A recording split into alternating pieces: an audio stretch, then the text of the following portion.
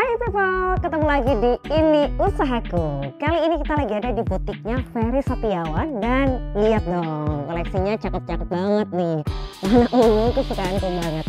Dan ini gak cuman ada ready to wear-nya aja. People yang pengen custom dress ataupun baju-baju lainnya di sini bisa banget ya. Dan Mas Ferry ini ternyata udah mengawali karir dari tahun 2003 loh ya. 20 tahun lebih, pasti pengalamannya udah banyak banget. Nah makanya kali ini kita juga bakal belajar bisnis sama beliau. Makanya jangan kemana-mana, tetap di Ini Usahaku.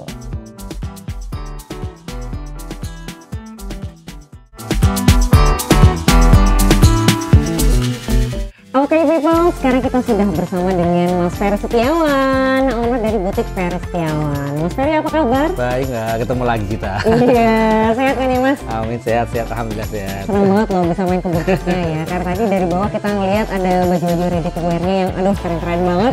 Naik ke lantai 2 di sini, wih gaunnya ini udah rasanya pengen fashion show langsung gitu ngeliat produknya ya. Tapi sebelum kita bahas tentang baju-bajunya, koleksinya begitu ya, kita mau tanya-tanya dulu nih, sebenarnya gimana sih awal mula perjalanan seorang Ferry Setiawan dalam membuat brand ini atau menemukan profesi sebagai desainernya? Awalnya ketidaksengajaan. Jadi dulu memang tidak punya background sama sekali di bidang fashion. Saya autodidak sama sekali dari nol. Saya kebetulan suka menggambar dari SD, SMP, SMA, suka menggambar sampai sekarang ya udah direlokasikan ke sini. Jadi dulu saya perhotelan kapal pesiar, sempat kerja di kapal pesiar juga selama hampir 3-4 periode, 4 angkatan. Terus habis itu pulang ke Indonesia mulai hal yang baru dari nol. Nah setelah itu sampai sekarang terbentuk, terus mulai buka usaha dari tahun 2003. Dengan basic yang memang tidak di dunia desain sama ya? Sekali tidak ada. Kemudian bagaimana caranya akhirnya bisa bikin desain baju dan ada yang mau beli begitu ya? Bagaimana tadinya dari yang cuma ngegambar aja sampai bisa benar-benar bikin baju, ngejahit segala macamnya Mas? Karena saya juga suka fashion, suka menggambar, jadi nggak mau kan tangannya nggak bisa diem ya. Masa ada sesuatu hal yang baru, sesuatu ide yang baru, kita sketch. Kebetulan saya waktu itu belum ada penjahit, jadi saya punya gambar, saya datang ke penjahit langganan di sebelah rumah kebetulan waktu itu. Pak, aku pengen dibuatin baju model seperti ini. Dan penjahit itu kebetulan bisa merealisasikan ya apa yang saya desain. Saya buat 1-2 baju, lama kelamaan kok peminatnya banyak. Terus mau nggak mau aku harus merekrut karyawan, mulai dari 1 karyawan, 2 karyawan, sekarang alhamdulillah total semua mungkin sekitar 20-25 karyawan. Wow, dari yang dikerjain sendiri sampai akhirnya punya 25 karyawan, luar biasa ya. Di awal mulai itu sudah membuatkan tekad bahwa pokoknya aku mau jadi desainer yang bisa menghasilkan ini, atau sebenarnya yaudah dicoba dulu gitu? Sebetulnya ini memang pilihan, jadi mau nggak mau memang saya harus bekerja sebagai desainer, menekuni ini karena saya tidak tahu apa yang harus saya kerjakan waktu itu. Saya pernah beberapa kali mencoba bekerja di instansi dan ternyata tidak nyaman, tidak cocok. Di hotel juga ternyata tidak cocok. Mau nggak mau ya udahlah, ini jalan saya. Makanya dari awal saya tekuni dengan baik sampai sekarang. Ya dengan totalitas. Dan setelah terjun ke dunia fashion ini, gimana sih yang dirasain Mas Ferry? Apakah di sini merasa enjoy, benar-benar menemukan full self-nya apa gimana? Fashion adalah suatu hal yang menarik, tidak membosankan. Jadi dari tahun 2003 sampai sekarang ya saya merasa enjoy dengan apa yang saya kerjakan karena passion saya di sini. Saya senang fashion, saya senang baju, saya senang menggambar, saya senang seni. Bisa dijadikan satu dalam sebuah baju, sebuah rancangan, itu aja. Benar sih ya, karena sebuah baju itu nggak cuma sesuatu yang dipakai, tapi itu benar-benar masterpiece. Ya, setiap baju.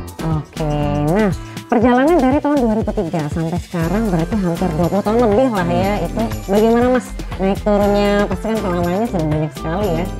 Suka dukanya banyak. Biasanya terus terang mungkin dialami sebagian besar desainer seperti saya, mungkin sumber daya manusianya mungkin yang sedikit susah. Jadi apalagi sekarang kan zaman online, jadi mau nggak mau kadang-kadang ada beberapa orang yang bisa menjahit, mereka buka sendiri mau nggak mau, kan kita memang kekurangan tenaga kerja buat kita sendiri gitu. Mau nggak mau ya kita harus bagaimana mempertahankan tenaga kerja yang kita punyai supaya lebih loyal ke kita. Seperti itu. Ada beberapa trik juga. Karena tidak hanya sebagai seorang desainer, tapi juga entrepreneur begitu ya. Dari sisi bisnisnya ini benar-benar harus dipikirkan bagaimana untuk bisa berkembang ya. Kalau dari Mas Ferry sendiri untuk menjalani bisnis di bidang fashion ya, apa sih yang menjadi tantangan utamanya? Dan kalau kita lihat dari segi keuntungan kelihatannya wah lumayan nih ya Mas, gimana tuh? Lumayan, alhamdulillah. Kalau segi keuntungan ya lumayan lah. Kalau nggak lumayan kan nggak mungkin bisa seperti sekarang ini. Otomatis seperti dulu. Memang saya dari awal pertama kali terjun di bidang fashion designer, saya memang memutuskan untuk memutuskan untuk mengarah ke pangsa pasar menengah ke atas. Jadi mau nggak mau saya harus punya pangsa pasar dulu di mana bagaimana baju yang saya buat untuk kalangan menengah ke atas. Memang tujuannya dari awal seperti itu. Soalnya kalau saya lihat beberapa penjahit-penjahit yang ada di sekitarnya, mereka tidak akan pernah maju dengan dengan hal yang mereka lakukan seperti itu, terus menjahit tidak ada inovasi, tidak ada perkembangannya. Dengan menjadi seorang desainer dan memutuskan untuk memilih pangsa pasar kemana, akan lebih jelas. Kita lebih jelas ke pangsa pasarnya, kita lebih jelas ke kliennya.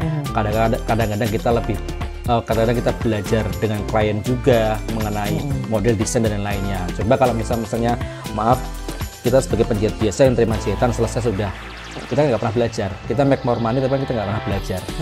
Mas saya jahitin baju, mereka datang dengan membawa foto, kadang-kadang cuma membawa model-model yang simple biasa. Nah, saya nggak mau seperti itu dari awal. Oke.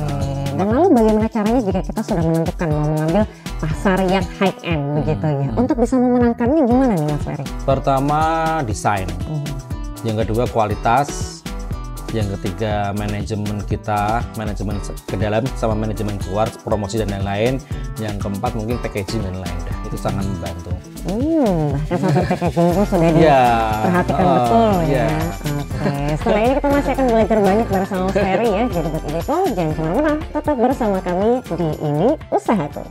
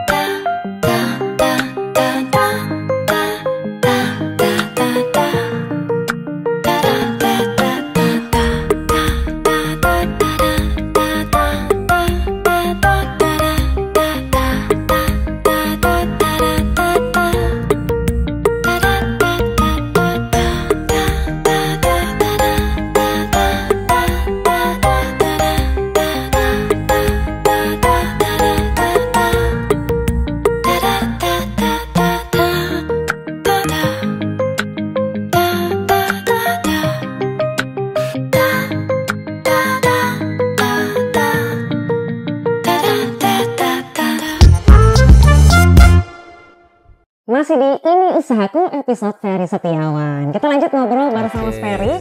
Kalau kita lihat ya, di sini kan ada berbagai macam produknya ya Mas, mulai dari ready to wear, kemudian ada kebaya, ada gaun. Nah, ini coba kalau diceritakan lebih spesifik oleh Mas Ferry, bagaimana mulai dari harga, terus bahannya yang seperti apa, dan juga apa sih yang menjadi signature dari Ferry Setiawan?